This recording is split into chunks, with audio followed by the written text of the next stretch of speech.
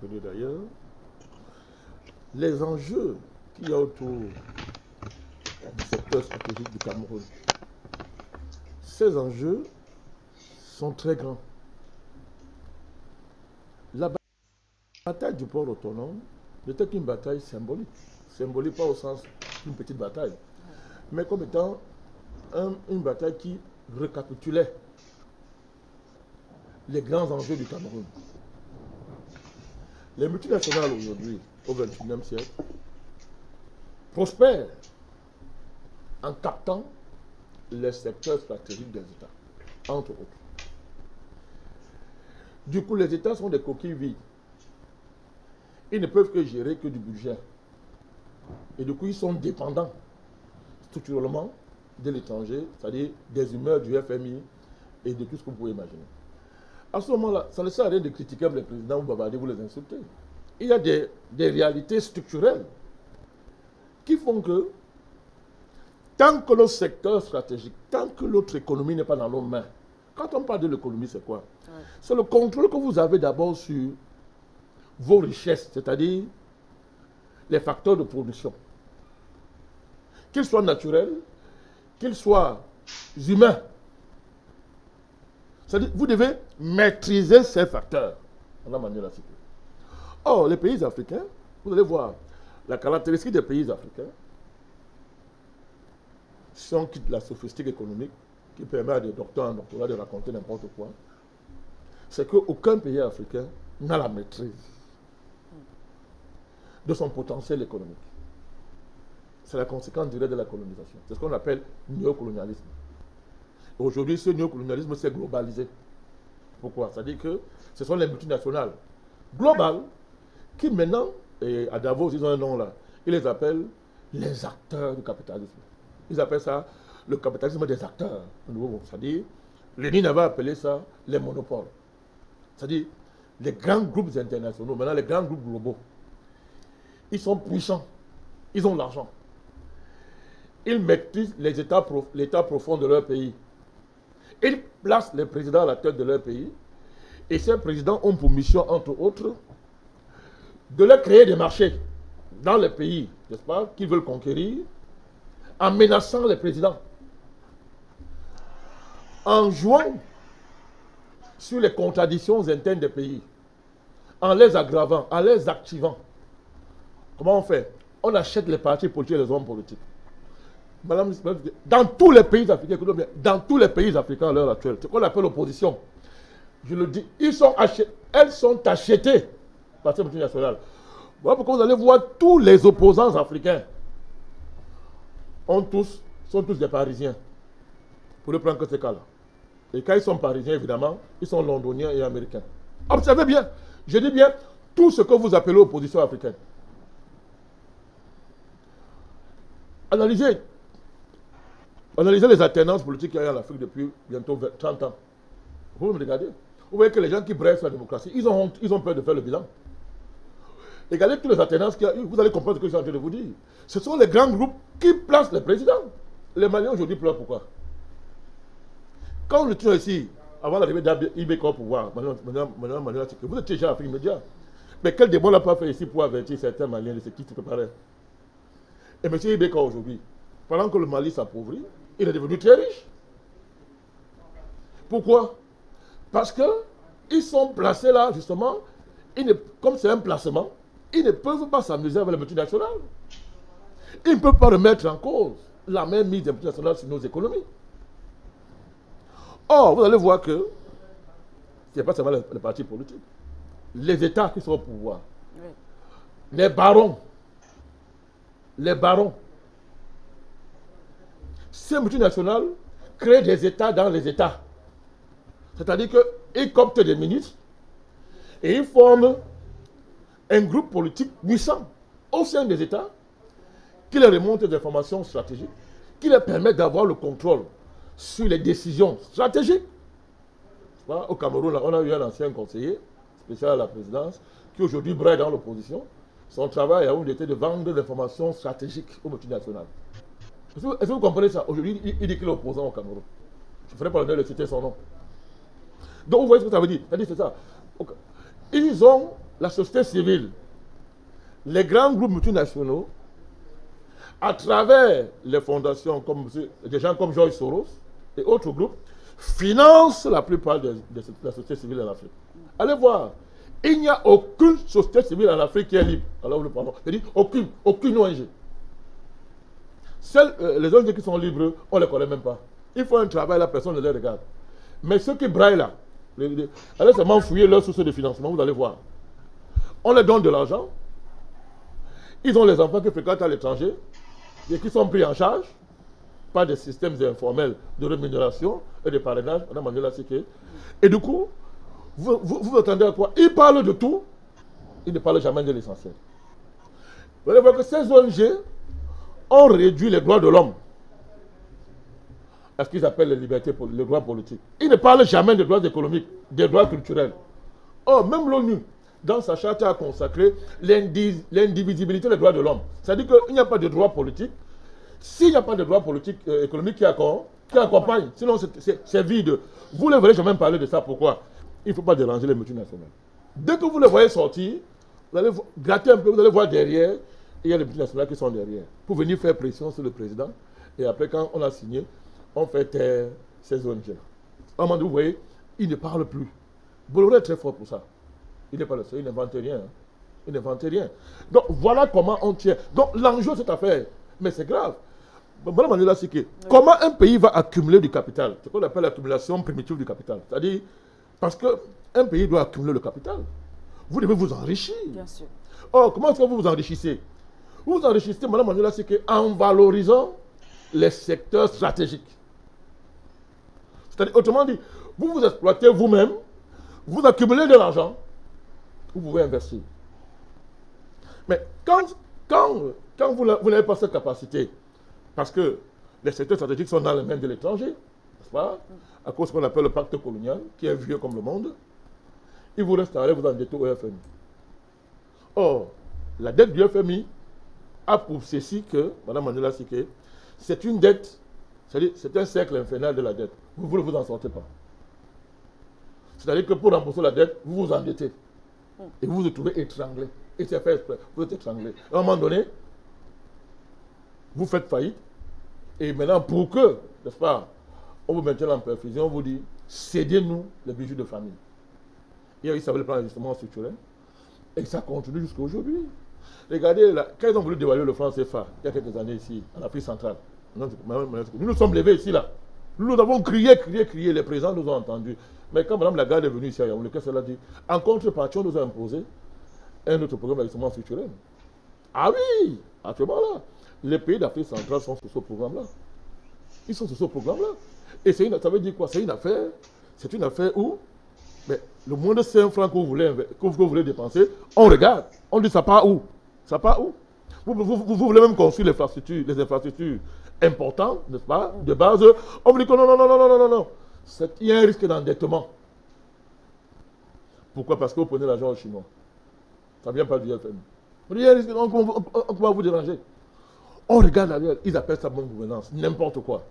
Donc, les enjeux sont très grands, Mme Manuela Siké. Les enjeux sont grands. Vous imaginez combien d'argent les entreprises comme Eneo pompent au Cameroun? Vous imaginez? Là, par exemple, là, on vient de finir, heureusement, là, l'État camerounais a réussi à mettre fin à ce qu'on appelait à l'exploitation des énergies, comment on appelait ça? Les centrales thermiques. Okay. C'est très polluant, mais comme on était dans l'urgence, on était obligé de mettre en service les centrales thermiques, on veut les mettre fin. Vous savez combien ça coûtait à l'État par mois, par an? 2 milliards. Ça partait où? Pendant les caisses de l'État, Mme Manuela Siké.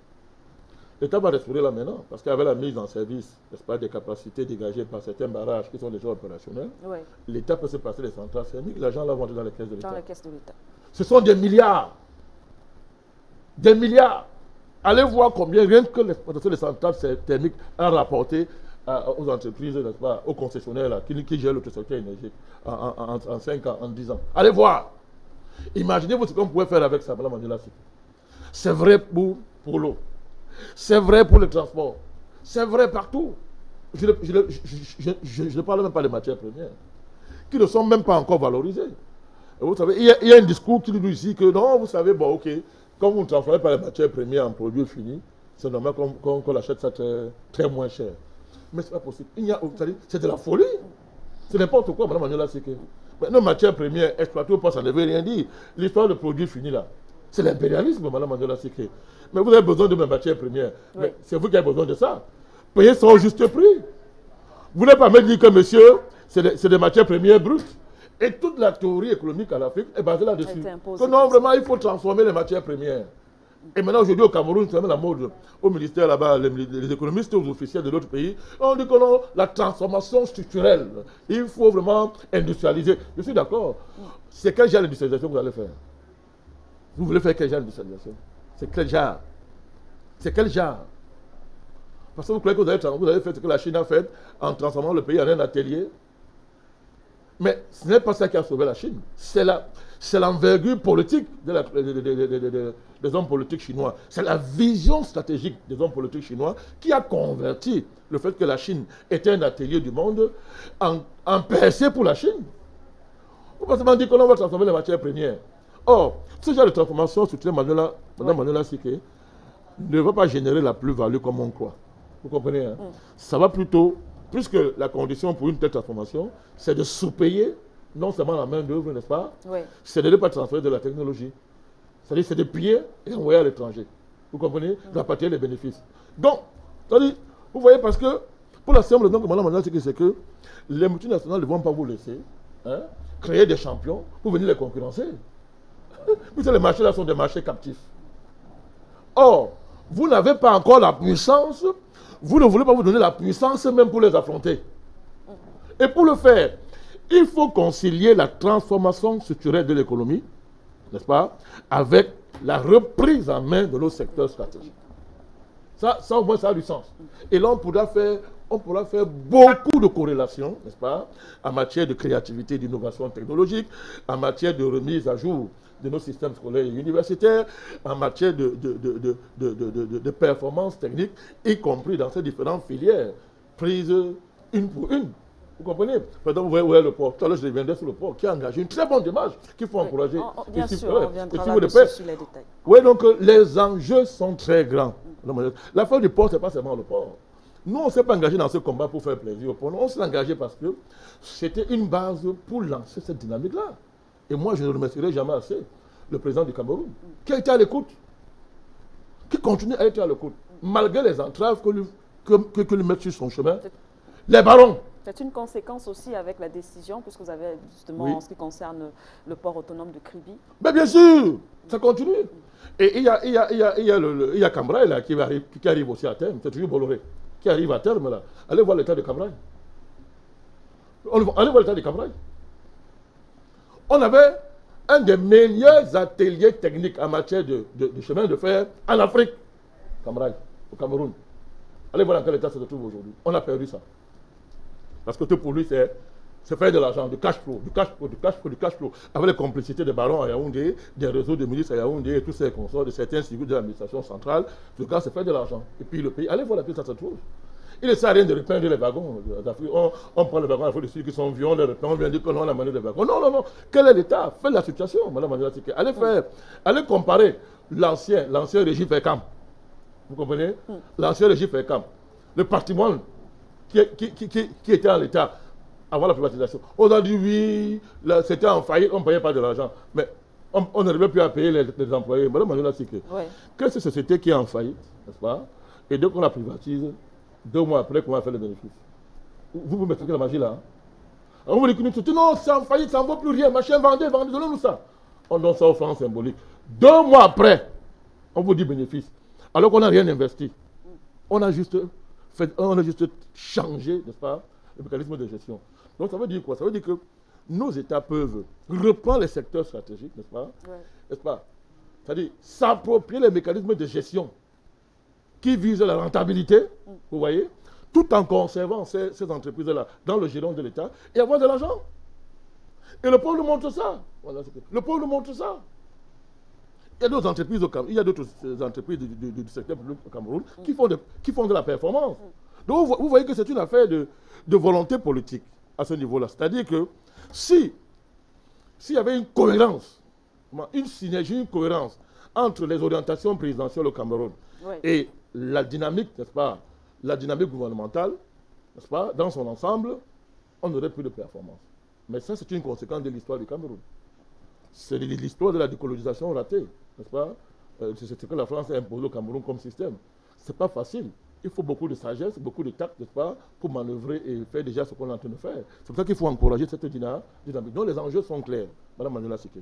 Les États africains doivent reprendre en main leur secteur stratégique, mais y implémenter des modes de gestion modernes. Vous comprenez? Les modes de gestion les plus actualisés. Je répète et je dis, pour faire de l'argent, on ne fait pas du social. On n'est pas pour faire le social. Vous comprenez? Regardez Kameko au Cameroun. Kameko a dit son chiffre, le chiffre du personnel n'a aucun rapport avec, n'est-ce pas, les exigences de l'entreprise. Aucun rapport. Donc là, maintenant, l'État a finalement compris. Après que ça a bouffé des milliards de subventions chaque année, l'État a compris qu'il faut arrêter ça. Alors on donne ça à un privé. Mais qu'est-ce qu'il va faire? Il va d'abord délester ça. Vous comprenez? Il va délester le mammouth. Tous ces gens qui sont là-bas, qui ne servent à rien là, on va les virer. Il n'y a même pas de débat. On les vire. Pour que l'entreprise rentre de l'argent, il faut d'abord que ça rentre de l'argent d'abord. Pour que les caisses de l'État soient renflouées.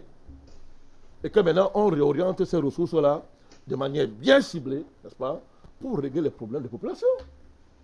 Les gens viennent dans une entreprise, les gens sont ministres à Yaoundé, les gens sont patrons, ils envoient les lettres là-bas. Allez, j'ai mon frère tel, embauchez-le, on l'embauche. Ça n'a aucun rapport. Ça n'a aucun rapport avec les exigences managériales de l'entreprise qui doivent rapporter, rentabiliser les subventions que l'État met là. On a perdu des centaines de milliards comme ça. Depuis au moins 10 ans, la Cameroun ne fait que faire perdre de l'argent à l'État du Cameroun. Il était temps d'en finir avec ça. Vous comprenez? Il était temps d'en finir avec ça. Donc c'est important. Vous voyez par exemple à Evekam, quand les gens ont demandé qu'on privatise, on a privatisé, mais l'État a créé une entreprise. Tout à fait. Hein, une entreprise quoi, Evekam Sud, quoi, ils ont créé une entreprise qui a pratiquement les mêmes capacités de production qu'Evekam. Hein? Et ça produit, ça donne de la perspective économique. Ça donne, n'est-ce pas, des possibilités, n'est-ce pas, de renforcer les capacités de l'État, non seulement à contrôler l'économie, mais à générer de l'argent et à pouvoir bâtir une stratégie qui lui permette, n'est-ce pas, d'anticiper sur les crises internationales. D'accord. Merci à vous, Président.